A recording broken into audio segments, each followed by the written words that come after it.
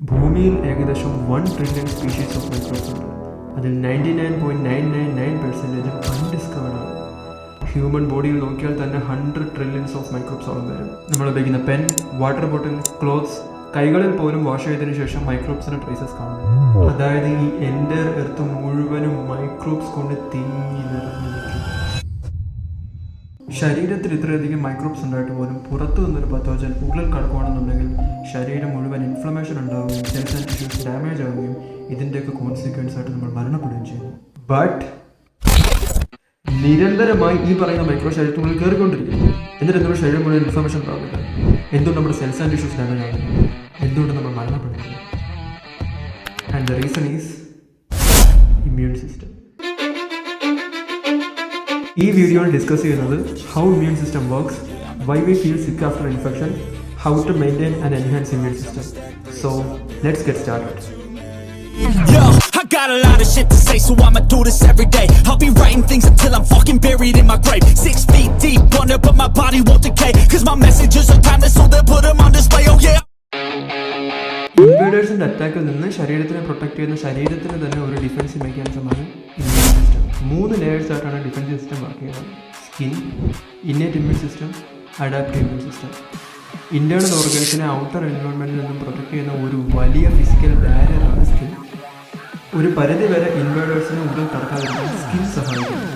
എന്നിരുന്നാൽ തന്നെയും ഇൻവേഡേഴ്സിന് എൻട്രൻസ് പോയിന്റ്സ് ആയിട്ടുള്ള eyes, nose, ear, mouth and കട്സിലൂടെ നിരന്തരമായി ഈ പറയുന്ന ഇൻവേഡേഴ്സ് ശരീരത്തിനുള്ളിൽ കയറിക്കൊണ്ടിരിക്കും. ഇവിടെയാണ് ഫസ്റ്റ് ലെയറിൽ തന്നെ സെക്കൻഡ് ഡിഫൻസീവ് മെക്കാനിസത്തിൻ്റെ റോൾ. ട്രാക്കിയ മുതൽ രക്തം വരെയുള്ള പൈപ്പ് ഒരു പ്രൊട്ടക്റ്റീവ് എപ്പിത്തീലിയൽ ലെയർ ആയിട്ടുള്ള മ്യൂക്കസ് മെംബ്രെയിൻ കൊണ്ട് കവേർഡ് ആണ്. പൊതുവെ മ്യൂക്കസിനെ കൊണ്ട് ഒരു വിയേർഡ് ഫീൽ ആണല്ലേ. But mucus does a wonderful job. ഉള്ളിൽ കയറുന്ന ഇൻവേഡേഴ്സിനെ മ്യൂക്കസ് ട്രാപ്പ് ചെയ്യുകയും മ്യൂക്കസിൽ അടങ്ങിയിരിക്കുന്ന സർട്ടൻ ആൻറ്റിബോഡീസ് ആൻഡ് എൻസൈംസ് ഇൻവേഡേഴ്സിനെ കിൽ ചെയ്യുകയും ചെയ്യും.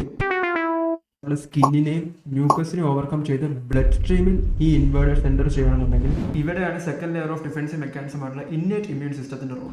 ബ്ലഡ് സ്ട്രീമിൽ എൻ്റർ ചെയ്യുന്ന ഈ ഇൻവേഡേഴ്സിനെ അറ്റാക്ക് ചെയ്യാനായി വെയിറ്റ് ചെയ്തിരിക്കുന്ന പർട്ടിക്കുലർ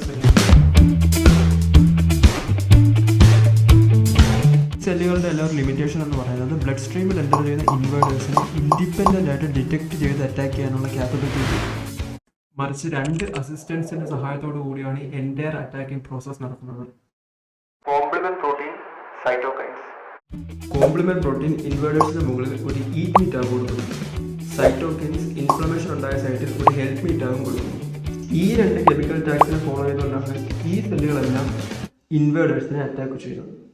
ഇത്രയും സംസാരിച്ചതിൽ ഒരിടത്ത് പോലും ആൻറ്റിബോഡീസിനെ പറ്റി മെൻഷൻ ചെയ്തിട്ടില്ല. അതിൻ്റെ main reason first layer of defensive mechanism ആയിട്ടുള്ള സ്കിൻ ആൻഡ് മ്യൂക്കസും second layer of defensive mechanism ആയിട്ടുള്ള ഇന്നേറ്റ് ഇമ്മ്യൂൺ സിസ്റ്റവും അല്ല ആൻറ്റിബോഡീസ് ക്രിയേറ്റ് ചെയ്യുന്നത്. അഡാപ്റ്റീവ് ഇമ്മ്യൂൺ സിസ്റ്റം ശരീരത്തിൽ എൻ്റർ ചെയ്യുന്ന ഇൻവേഡേഴ്സിൻ്റെ ഷേപ്പിൻ്റെയും സൈസിൻ്റെയും ബേസിസിൽ ഒരു ഇൻപ്രിൻറ്റ് ക്രിയേറ്റ് ചെയ്യുന്നു. ഇൻപ്രിൻറ്റ് ക്രിയേറ്റ് ആയ സൈറ്റിൽ ബോൺ മാരോ റിസർച്ച് ചെയ്ത ഒരു specific stem cell called haematopoietic stem cells വരികയും ആൻറ്റിബോഡീസ് ക്രിയേറ്റ് ചെയ്യുകയും ചെയ്യുന്നു.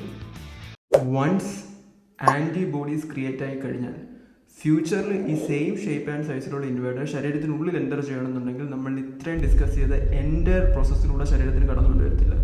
മറിച്ച് ആൻറ്റിബോഡീസ് അതിനെ അറ്റാക്ക് ചെയ്തോളൂ. It's actually a cool thing. ശരീരത്തിനുള്ളിൽ ഇൻവേഡേഴ്സിനെ എൻ്റർ ചെയ്യാതിരിക്കാൻ സഹായിക്കുന്ന ഒരു ഡിഫൻസീവ് മെക്കാനിസമാണ് സ്കിൻ ആൻഡ് മ്യൂക്കസ്. അതിനെയും ഓവർകം ചെയ്ത് ബ്ലഡ് സ്ട്രീമിൽ എൻ്റർ ചെയ്യുമ്പോൾ ഇന്നേറ്റ് ഇമ്മ്യൂൺ സിസ്റ്റം ഇൻവേഡേഴ്സിനെ അറ്റാക്ക് ചെയ്യുകയും അഡാപ്റ്റീവ് ഇമ്മ്യൂൺ സിസ്റ്റം ആൻറ്റിബോഡീസ് ഉണ്ടാക്കുകയും ചെയ്യുന്നു. This is the basis of immune system. ഇൻഫെക്ഷനിലൂടെ കടന്നു പോകുമ്പോൾ നമ്മുടെ usual level of activity drastically decrease ആണെന്ന് കാണാൻ സാധിക്കും. ഈ ഒരു സ്പെസിഫിക് ബിഹേവിയറിനെയാണ് സിക്നെസ് എന്ന് വിളിക്കുന്നത്. സിക്നെസ്സിലൂടെ കടന്നു പോകുമ്പോൾ നമ്മൾ എക്സ്പീരിയൻസ് ചെയ്യാറുള്ള ചില സ്പെസിഫിക് ബിഹേവിയേഴ്സ് എന്തുകൊണ്ടാണ് ഉണ്ടാകുന്നതെന്ന് നോക്കാം. വിശപ്പില്ലായ്മ ഉണ്ടാകുന്നതിൻ്റെ മെയിൻ റീസൺ ശരീരത്തിൽ ഫുഡ് ഇൻടേക്ക് ചെയ്യാതെ ഒരിടത്ത് അനങ്ങാതെ റെസ്റ്റ് ചെയ്യുകയാണെങ്കിൽ ബ്ലഡ് സർക്കുലേഷൻ സ്ലോ ഡൗൺ ആവുകയും ലിംഫറ്റിക് സിസ്റ്റത്തിൻ്റെ ആക്ടിവിറ്റി പതിവിൽ നിന്നും കൂടുതലായി ഇൻക്രീസ് ആവുകയും ചെയ്യുന്നു. ലിംഫറ്റിക് സിസ്റ്റം ശരീരത്തിലുടനീളം കണ്ടുവരുന്ന നെറ്റ്വർക്ക് ഓഫ് ട്യൂബ്സ് ആണ് ടു മാനേജ് ഫ്ലൂയിഡ് ലെവൽ. അതായത് ബ്ലഡ് സർക്കുലേഷൻ ലോവർ ആവുന്നതും ലിംഫറ്റിക് സിസ്റ്റത്തിൻ്റെ ആക്ടിവിറ്റി പതിവിൽ നിന്നും റാമ്പ് അപ്പ് ചെയ്യുന്നതും ശരീരത്തിന് ആവശ്യമുള്ള ഇമ്മ്യൂൺ സെൽസ് ആൻഡ് ഫ്ലൂയിഡ്സ് എല്ലായിടത്തും പ്രോപ്പറായിട്ട് എത്താൻ സഹായിക്കും. മിക്ക പത്തോജൻസിനും എലവേറ്റഡ് ഹീറ്റിൽ സർവൈവ് ചെയ്യാൻ സാധിക്കില്ല. അതുകൊണ്ട് തന്നെ ഹൈപ്പോതലാമസിലെ പ്രിയോപ്റ്റിക് ഏരിയ ബോഡി ടെമ്പറേച്ചർ ഇൻക്രീസ് ചെയ്യുന്നു ടു കുക്ക് ദി ഇൻവേഡർ. മൗത്തിൻ്റെ റൂഫിലായിട്ട് കുറച്ച് ക്ലസ്റ്റർ ഓഫ് ന്യൂറോൺസ് ഉണ്ട് കോൾഡ് സുപ്രാകാസ്മാറ്റിക് ന്യൂക്ലിയസ്. അതിലെ ഒരു സ്പെസിഫിക് ന്യൂക്ലിയാണ് ഉറങ്ങാനുള്ള ഡിസയർ ഉണ്ടാക്കുന്നത്, അതും ഡേ ടൈമിൽ. ലൈറ്റ്, അതായത് ഫോട്ടോൺസ്, ഐസിലൂടെ എൻ്റർ ചെയ്ത് ആൻറ്റീരിയർ ന്യൂക്ലിയസിനെ ട്രിഗർ ചെയ്യുന്നു. ആൻറ്റീരിയർ ന്യൂക്ലിയസ് ബ്രെയിനിൻ്റെ ഔട്ട്സൈഡ് ലെയർ ആയിട്ടുള്ള മെനിഞ്ചസിനെ ട്രിഗർ ചെയ്യുന്നു, which eventually leads to headache. Majority of സ്റ്റുഡൻസിനും പൊതുവെ സിക്നെസ് ടൈം ഭയങ്കര ഇഷ്ടമാണ്. അതിൻ്റെ മെയിൻ റീസൺ ഇനി സ്കൂളിൽ പോയാലും നമ്മുടെ കോഗ്നിറ്റീവ് പെർഫോമൻസ് എക്സ്ട്രീംലി ലോ ആയിരിക്കും.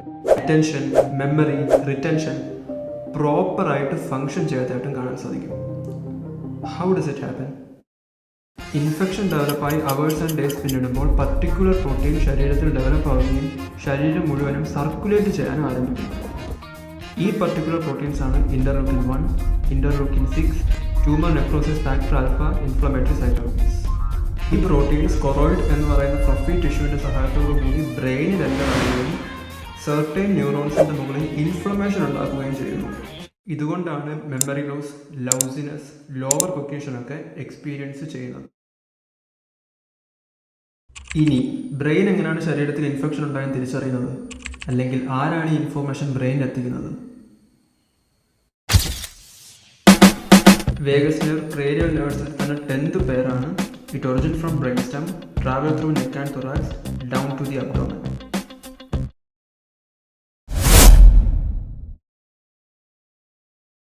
ഇമ്മ്യൂൺ സിസ്റ്റം പ്രോപ്പറായിട്ട് മെയിൻറ്റെയിൻ ചെയ്യാനായി ബേസിക് ആയിട്ട് ചെയ്യേണ്ടുന്ന കാര്യങ്ങളാണ് എക്സസൈസ്, ന്യൂട്രീഷൻ, സ്ലീപ്പ്, ഹൈഡ്രേഷൻ. പക്ഷെ കുറച്ചുകൂടെ ഡീപ്പർ ലെവലിൽ എന്തൊക്കെയാണ് ചെയ്യേണ്ടതെന്ന് നോക്കാം.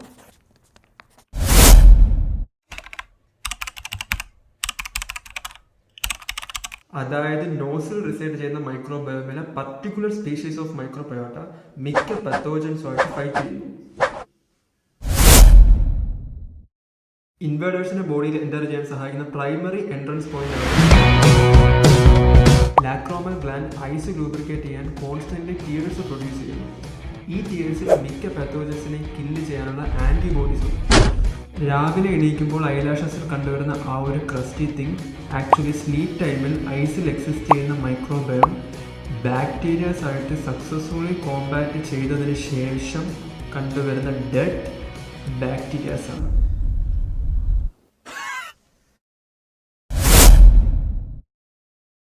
ഫെർമെന്റഡ് ലോ ഷുഗർ ഫുഡ്സ് ആയിട്ടുള്ള പിക്കിൾസ്, സോർക്രോട്ട്, കിംചി ഗട്ട് മൈക്രോബയോമിനെ ഫീഡ് ചെയ്യുന്നു. And healthy microbiome supports healthy immune system. Early stage of ഇൻഫെക്ഷനോടുകൂടി ഉറങ്ങുമ്പോൾ ഒരു സ്പെസിഫിക് ന്യൂറോൺ ആയിട്ടുള്ള റാഫേ ന്യൂക്ലിയസ് കൂടുതൽ സെറോട്ടോണിൻ പ്രൊഡ്യൂസ് ചെയ്യുന്നു. And elevated serotonin supports immune system. അതുപോലെ തന്നെ ഏർലി സ്റ്റേജ് ഓഫ് ഇൻഫെക്ഷനോടുകൂടി ഉറങ്ങുമ്പോൾ ഗ്ലിംഫറ്റിക് സിസ്റ്റം കൂടുതൽ വർക്ക് ചെയ്യുന്നു.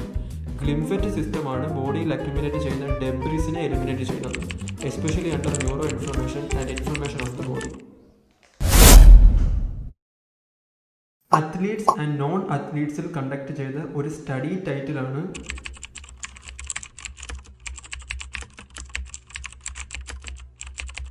ഈ സ്റ്റഡിയിൽ പറയുന്നത് 96 ഡിഗ്രി ഹോട്ട് വാട്ടറിൽ 150 മിനിറ്റ്സ് അത്ലീറ്റ്സ് ആൻഡ് നോൺ അത്ലീറ്റ്സിനെ എക്സ്പോസ് ചെയ്തപ്പോൾ white blood cells and cortisol level drastically increase ആയി.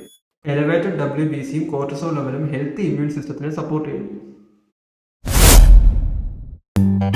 വെസ്റ്റേൺ കൺട്രീസിൽ അത്യാവശ്യം പോപ്പുലർ ആയിട്ടുള്ള ഒരു ഹാബിറ്റാണ് കോൾഡ് പ്ലഞ്ച്. അതായത് നെക്കിന് താഴോട്ട് ഐസ് വാട്ടറിൽ ഒരു പർട്ടിക്കുലർ ടൈം ഫ്രെയിം വരെ ഡിപ്പ് ചെയ്ത് വയ്ക്കുന്ന പ്രോസസ്സ്. ഇങ്ങനെ ചെയ്യുന്നതിലൂടെ ഡോപ്പമിൻ ബേസ് ലൈൻ ഇൻക്രീസ് ആവുകയും ശരീരത്തിലുണ്ടാകുന്ന ഇൻഫ്ലമേറ്ററി റിയാക്ഷനെ അത് സപ്രസ് ചെയ്യുകയും ചെയ്യും. ഇനി പറയാൻ പോകുന്ന കാര്യം കുറച്ച് ആൾക്കാർക്ക് ക്രീപ്പി ആയിട്ട് തോന്നും, പക്ഷേ ഇതിൻ്റെ പൊട്ടൻഷ്യൽ ബെനിഫിറ്റ്സ് സയൻറ്റിഫിക്കലി പ്രൂവൻ ആയിട്ട് മാത്രമാണ് ഇവിടെ മെൻഷൻ ചെയ്യുന്നത്. ഒരു sense of hope, optimistic view, positive mindset present മൊമെന്റിൽ ഹാപ്പിനെസ് ഉണ്ടാക്കുന്നതായിട്ട് കാണാൻ സാധിക്കും. And this happiness is associated with a neurotransmitter called dopamine. dopamine supports immune function.